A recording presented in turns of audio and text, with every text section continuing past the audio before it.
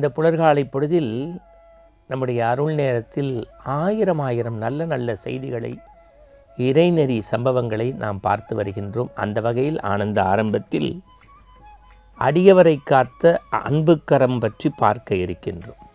தாயனார் என்கின்ற ஒரு நாயனார் பற்றி பார்க்க போகின்றோம். சோழவளநாடு சோறுடைத்து உங்களுக்கு தெரியும். கனமங்கலம் என்கின்ற பகுதி நீர்வளமும் நிலவளமும் மிகுந்த பகுதி. வேளாளர் மரபிலே பிறந்தவர் இந்த தாயனார்.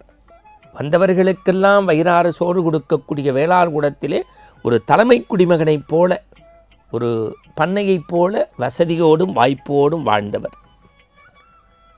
அவர் எல்லா சிறப்பு பெற்றிருந்தாலும் நாள்தோறும் ஒன்றை மறக்காமல் செய்வார். சென்னல் இருக்கு பாருங்க, சென்னல் அரிசி என்பது மிக பேறு பெற்றது.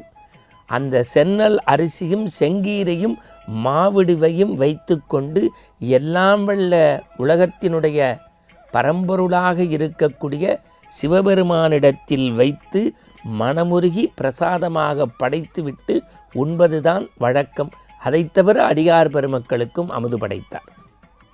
வேளாள் குலத்திற்கே தலைமகனாக இருந்தவர் நிலத்தில் இறங்கி விவசாயம் செய்யக்கூடிய நிலைமைக்கு குடும்பம் கீழிறங்கி வந்தது. ஆனால் எப்பொழுதும் அதை பற்றி அவருக்கு கவலையே இல்லை.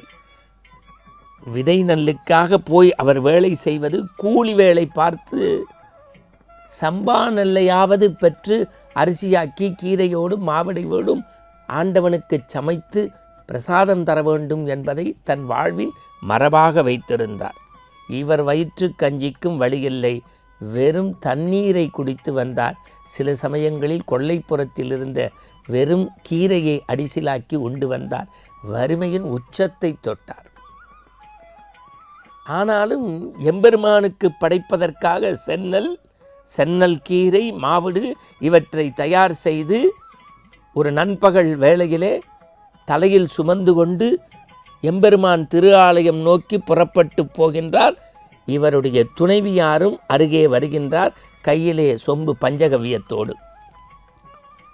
உச்சி வேளை. கதிரவன் தன்னுடைய இருப்பை காட்டுவதற்கு வெப்பத்தை அதிகப்படுத்துகின்றான். இவர் உண்டு பல நாட்கள் ஆகிவிட்டது.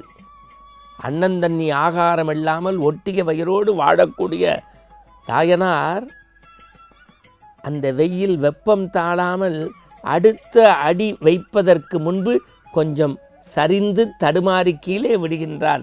பக்கத்தில் இருக்கக்கூடிய மனைவியும் கரம் பற்றி விட்டார். ஆனால் பஞ்சகவ்யம் கொட்டிவிடுமே என்று நினைத்து பிடிக்கப் போன போது தன் தலையில் இருந்த சென்னல் அரிசியும் செங்கீரையும் மாவிடுவும் மண்ணுக்குள் சிதறிவிட்டது. துடித்து போனார். என் வயிறு காலியாகலாம், ஒட்டிய வயிறோடு 1000 நாட்கள் நான் காலம் தள்ளிவிடுவேன். ஆனால் என்னை படைத்து காத்து ரட்சிக்கக்கூடிய உலகத்தின் ஈசனாக இருக்கக்கூடிய அம்மையப்பனாக எனக்கு இருக்கக்கூடிய எம்பெருமானுக்கு உணவில்லை என்று சொன்னால் இது என்ன? என் வாழ்க்கையில் இதைவிட ஒரு சோதனை தருதம் வேறு எதுவும் இல்லை என்று சொல்லி தன் இடுப்பிலே இருந்த உடைவாளால் எடுத்து கழுத்தை அறுக்கத் தொடங்கினார். எம்பெருமான் இவ்வளவு அன்பும் தூய பக்தியும் என் மீது பணம் இருந்த போதும் இல்லாத போதும் வறிய நிலையிலும் எனக்கு உணவு தருவதற்கு ஒரு தாயாய் தந்தையாய் நீ செயல்பட்டால் அல்லவா இனி நீ மண்ணுலகத்தில் இருப்பது முறையென்று எங்களோடு விண்ணுலகத்திற்கு வா என்று தன்னோடும் உமாதேவியரோடும் சோமஸ்கந்தரோடும் இவரை அழைத்து கணவனையும் மனைவியும் அருகிலே அமர்த்து கொண்டார். தன் வாழ்க்கையின் குறிக்கோளை கடைசி வரை எல்லையில்லாமல் தொட்டார். வெறும் தயனாராக இருந்தவர் அறிவால் தயனார் என்று மாற்றப்பட்டார். அறிவால் தயனார் நாயனார் என்று இந்த மண்ணுலகம் கொண்டாடியது. எதற்கு சொல்கின்றேன் என்றால், இறைவனுக்கு அமுது கொடுப்பதை கொள்கையாக வைத்திருந்து அதற்கு இறையூடு வந்தால் தன் உயிரையே மாய்த்து கொள்ள ஒருவர் தொடங்கிவிட்டார் என்றால் அந்த பக்தி உச்சம் தொட்டது. அந்த வடுவையும் நீக்கி காட்டினான் எம்பெருமான். இது போன்ற செய்திகளோடு நாளை சந்திப்போம். வணக்கம்.